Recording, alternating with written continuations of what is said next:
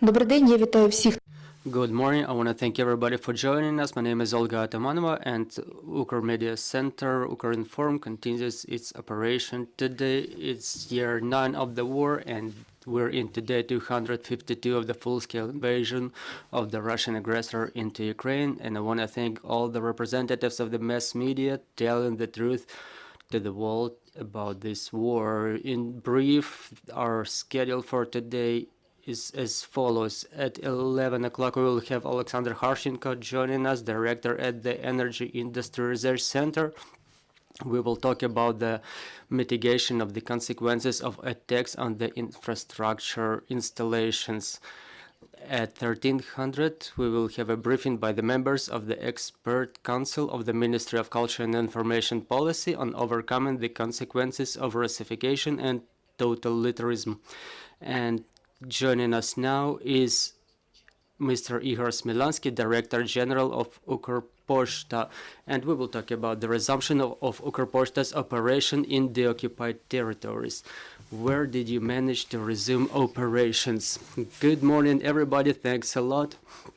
Really, we will talk about the resumption of our operations in the occupied territories and the way we plan to operate under the conditions of the absence of power supply. And no matter how weird it is, but these topics overlap, because the experience we're getting in the deoccupied territories where there is no power supply within weeks or months, we spread this experience all over the country.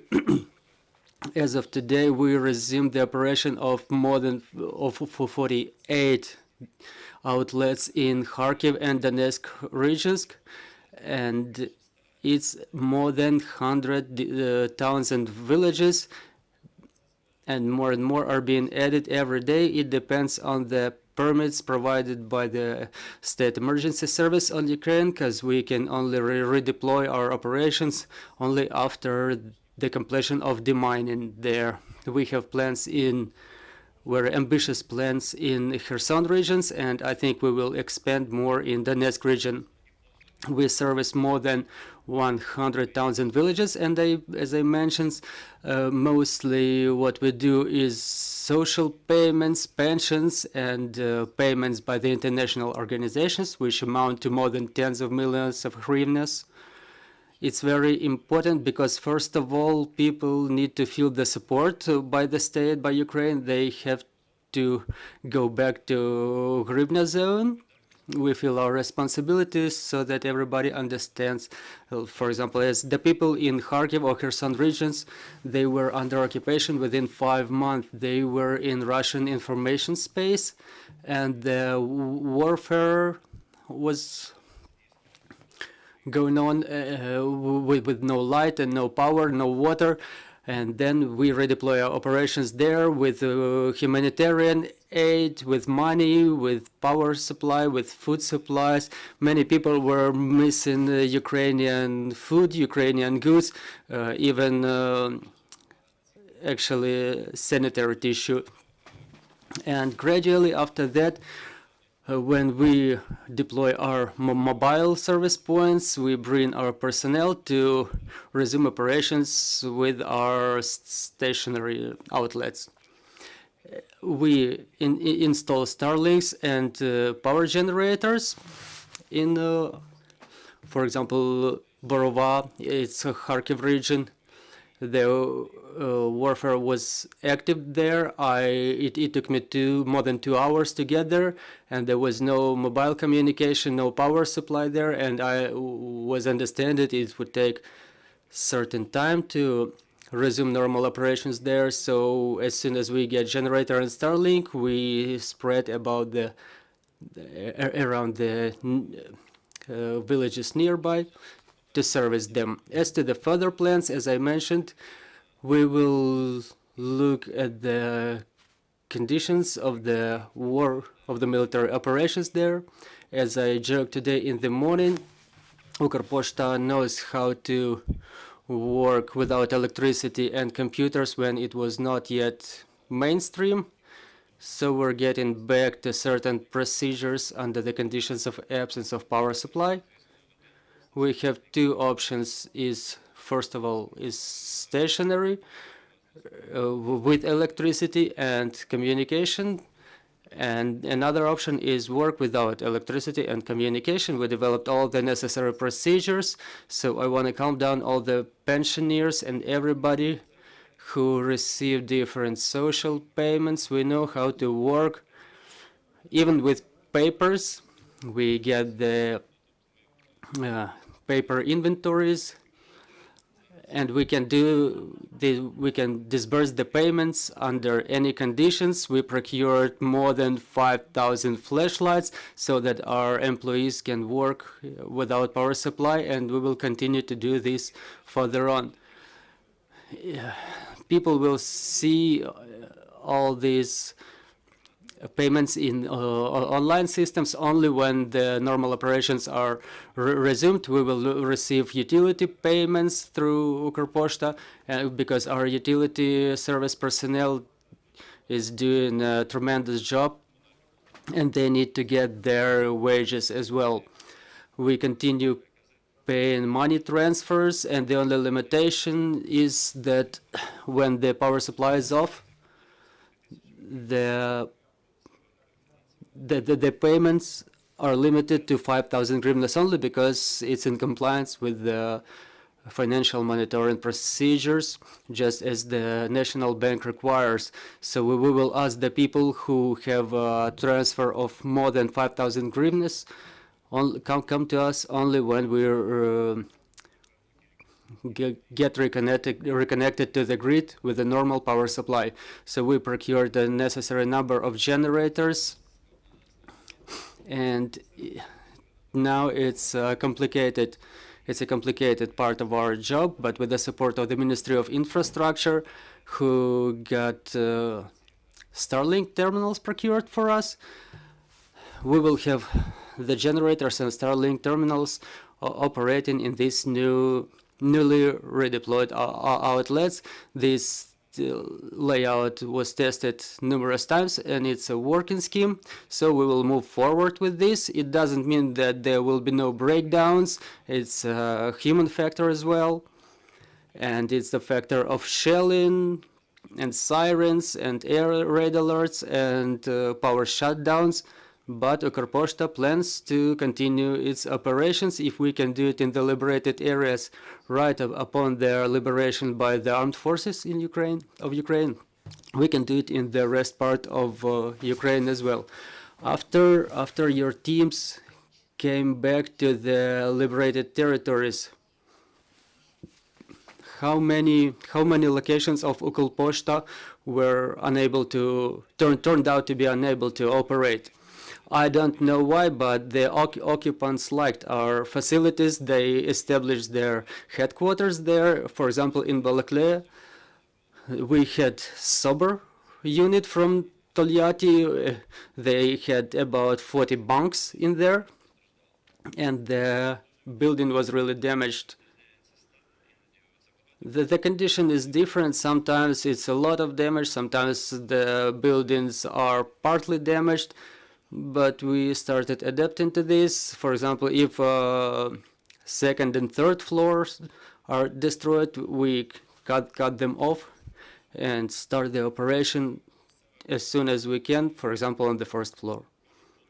When we work with the local communities, it's different for each of them, and we can provide our facilities and our buildings for the social workers. Let's say in those parts which remain undamaged. So we give the opportunity to the pension fund employees to work in our facilities as well. And so sometimes the representatives of local authorities provide some new facilities for us to operate in. And taking into the account the psychological condition of the occupants, so we diversify our locations. For example, if we provide humanitarian aid in one location, then other types of services may be provided in other location in order not to create a mass concentration of clients. So basically we can work in any place under any conditions currently with Starlinks and generations, obviously where the territories are demined. Can you assess the losses in the deoccupied territories? Well, they amount to millions of hryvnias. To reset up a new outlet, it costs like about 1-2 million hryvnias at least, because if the building is damaged, we have to redeploy the cashier machines, we have to reinstall the furnitures, and we have a pilot projects of installing the module buildings where there is no possibility to redeploy in a normal facility, in a normal building, because in some villages and towns sometimes the buildings are completely destroyed to the ground. That's what we're gonna try to do first in the Kharkiv region, and if we make it, if we start operate normally, then we'll start using this format further on. Under the war conditions, we understand that our people is our most precious resource, and you're in your team as well. Now that you come back into now that you come back to the deoccupied territories, is there the same problem? Is it that your team consists of local populations, or are those new people? As soon as we redeploy in the new town or village, it's like you mentioned, it's a personal participation. I visited Nikopol and Marhanets and Alexandrivka, and as to the teams, depending on the outlet, it's different people, different attitude, different behavior. We have some heroic employees in Kherson region who are trying to save our material, our cars, our computers, and sometimes in other cases, in Kupiansk, for example, a lot of our employees switch sides and were cooperating with the occupants. So we either have to resume operation instantly, but at the same time we need to check our employees. So for example, we had to bring a team from Kharkiv to that place, and I wanted also to thank the local law enforcement agencies, security services of Ukraine, for their assistance in the resumption of our operation. And we understand the further the armed forces advance, we understand that they will liberate the territories who were under Russian occupation more than 5 months. And so sometimes people make difficult moral choices, but anyway, other thousands of people, they need our services, and they have different attitude to Ukraine in different cases.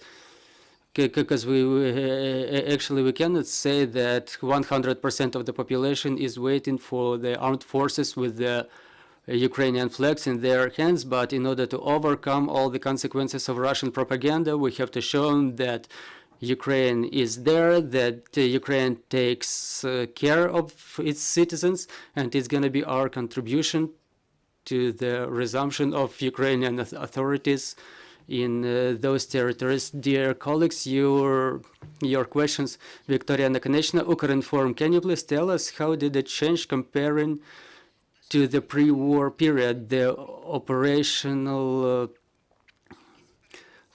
operations figures of Ukrposhta, for example, the number of transfers and number of postages? I would like to say that it changed to the better, but comparing to February or March, we resumed about 80% of the pre-war level for the time being, because we're the company which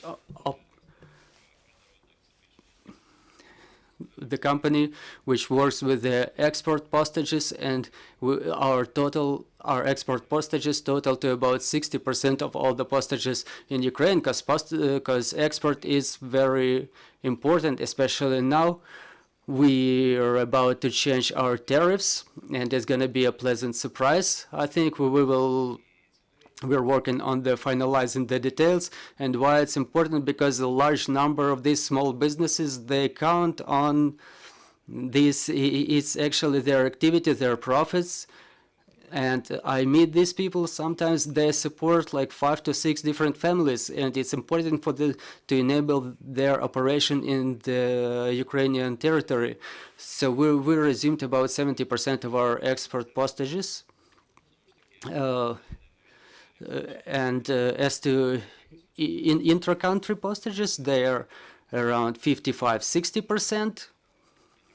And these figures, they reflect the reality, and now under the conditions of absence of power supply and when the shops don't work, people order something online, but for this they need electric power, they need internet. And now that we arrange the financial payments, we see there is a flow of new deliveries. And in Marganets, for example, we put 2 vehicles per day because there is a big number of shipments coming in. And for example, transfers related to business, they fell this year, but the transfers we pay as an aid from ICRC and International Organization for Migration. These are the money that people get in the occupied territories. Ukrposhta keeps paying them. Yesterday I was in Dnipro, and we pay them to the internally relocated persons, and obviously the number of such transfers grew substantially. And the pensioners, I don't know if it's good or bad. Again, yesterday in Nikopol or Marganets, all the pensioners, they stay where they were. They don't leave. And talking about the pensioners, about 70–80%, they stay at their homes. Obviously, there is a lower number of letters and newspapers. And I want to call our issuers to resume their operation, because it's very important, especially in the occupied territories, because there's no electricity there, and it's very important when the Russian propaganda disappears, it needs to be replaced with something, because our postmen, they come home and they tell the news to everybody, but the printed media should get to those places as well. You mentioned the payments to the internally relocated persons. It's your joint project with Ukrzaliznytsia. Can you please tell us what are the results of these payments? Yes, this project indeed, it will actually change starting from the 1st of November, because it was first Ministry of Social Policies responsible for this, and now we switched to Ministry of Reintegration. I'm afraid to mistake myself, but we simplified the procedure for the clients, and the workers of Ukrzaliznytsia, they give us the figures and on the amounts that we have to prepare at the station, at the train station, in cash. We transfer it to them, and people get this money directly at the train station. If they miss the train, they get an SMS message to the telephone where they can get this money. So there were 38 trains in general in Dnipro, Kropivnitsky, Lviv. It's even difficult to count how many trains were in Lviv, and now we work with the Ministry of Reintegration to see where they channel the flow of people, for example, to Chernobyl region, part of Mykolaiv region, and we are trying to be as adaptive as possible, because people are under stress. They didn't want to evacuate. Many of them didn't want to evacuate, first of all. And it was a 1-second decision when they didn't want to evacuate first, but as soon as the shelling started, they immediately were taking the opposite decision. It's understood that now Ukrposhta is concentrated on resumption of its operation in the occupied territories. But what about the renewal of the outlets on the territories which were not deoccupied? Well, first of all, if I'm not mistaken, from the beginning of the war, we opened more than 40 new outlets.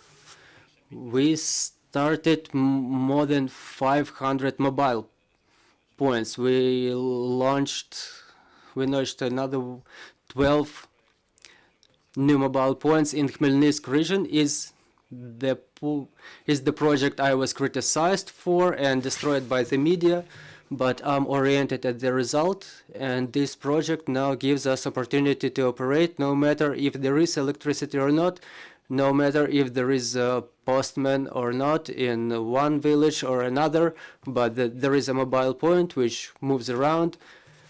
Is the lifeline which connects many cities and towns and villages. We increased the number of vehicles because I hope when our military advance in Kherson and Zaporizhia region, our mobile points will move in there too. For example, in Kochubeyevka, Kherson region, with a population of around 1,600 people in Kherson region, now that a lot of people came back there, maybe it's 500 or 600 there. We had a stationary point there, and now it's understood that it's difficult to maintain it there. And when the building is destroyed, for example, we cannot keep any cash there. And with the mobile point, the cash is being transported around the area in a necessary way. Unfortunately, not many outlet buildings are left after the occupants. And this project of mobile points allows us to cover a huge territory of Ukraine. We invest in future, we invest in devices. We acquired more than 2,000 devices, 3-in-1. We prepare the software for them. They can work both offline and online, even without internet. If there is no internet, if there is communication, for example, the mobile point can use it with internet, and then if there is no internet in certain village, they can work offline and then synchronize when they get back, when they get reconnected to internet. And as soon as we have new buildings in the deoccupied territories, it's okay, we'll reestablish operation there. But in case there is not, we use the mobile points. Mr. Ihor, you mentioned that you work using Starlinks without internet. Do you provide the opportunity for the people to get connected to your internet, or is it impossible due to absence of resource? Well, we have enough resource for this, but sometimes, you know, Starlink doesn't work because sometimes the military use them, and we work in the territories where it's not like 100% of the population supports Ukraine. And I personally visited places where access was provided, internet access was provided through Starlink in the deoccupied areas, and it was immediately used by fire correctors to call fire on our point. For example, in Alexandrivka, we shared Wi-Fi, and social workers could work with us online. So we have to be careful in this regard. We will spread this experience, because when there is only 1 or 2 Starlinks, the enemy sees them. When there is a lot of terminals, it's easy to confuse the enemy. There is no book where it's written, so we adapt to the procedures. And maybe the last question about the marketing plan, because we know how successful were your initiatives in this regard. What are the plans?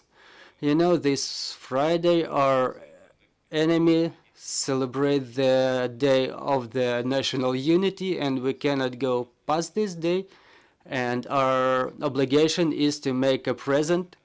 So this Friday you will see the present. We will announce it soon. Okay, we'll be waiting for your announcements. Thanks for joining us. Thank you, dear colleagues. Our next briefing is at 11. Bear with us. Glory to Ukraine, glory to the heroes.